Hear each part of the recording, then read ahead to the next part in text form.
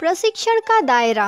NCC में प्रशिक्षण के दौरान सैन्य प्रशिक्षण पर अधिक जोर दिया जाता है, जिसमें ड्रिल, फायरिंग, हथियार प्रशिक्षण, बाधा प्रशिक्षण और सेवा विषय शामिल हैं। लगभग 15% सामग्री व्यक्तित्व विकास और नेतृत्व विकास तथा 12% सामाजिक सेवा और सामुदायिक विकास गतिविधियों के लिए समर्पित है।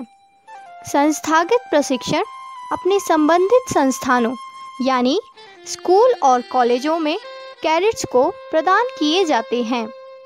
समय समय पर आयोजित शिविरों के दौरान संयुक्त वार्षिक प्रशिक्षण या केंद्र द्वारा आयोजित शिविरों के रूप में भी प्रशिक्षण दिया जाता है।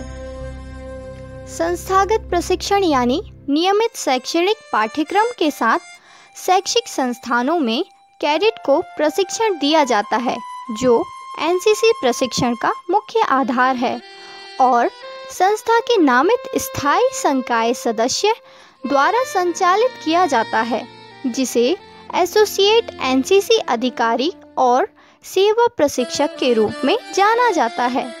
स्थायी प्रशिक्षक स्टाफ एक एनसीसी इकाई में तैनात है।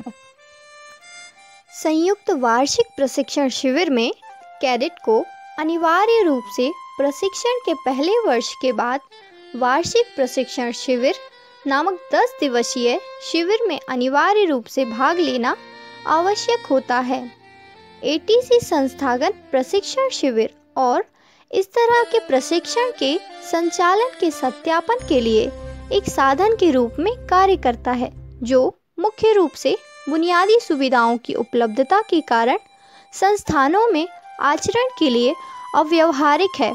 इस तरह की गतिविधियों में शारीरिक प्रशिक्षण, फायरिंग, हथियारों के साथ ड्रिल, हथियार प्रशिक्षण, टेंट पिचिंग, मैप रीडिंग, समूह चर्चा, सांस्कृतिक गतिविधियां आदि शामिल हैं।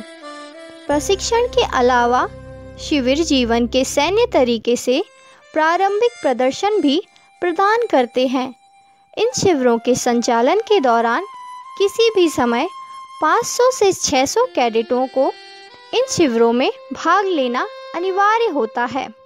प्रत्येक एनसीसी इकाई प्रशिक्षण वर्ष के दौरान कम से कम एक शिविर आयोजित करती है, ताकि एनसीसी प्रशिक्षण के दौरान और बाद के वर्षों के प्रत्येक कैडेट को कम से कम एक शिविर में भाग लेना पड़े, जो किसी भी प्रमाण पत्र परीक्षा में उपस्थित होने के लिए एक अनिवार्य आवश्यकता है।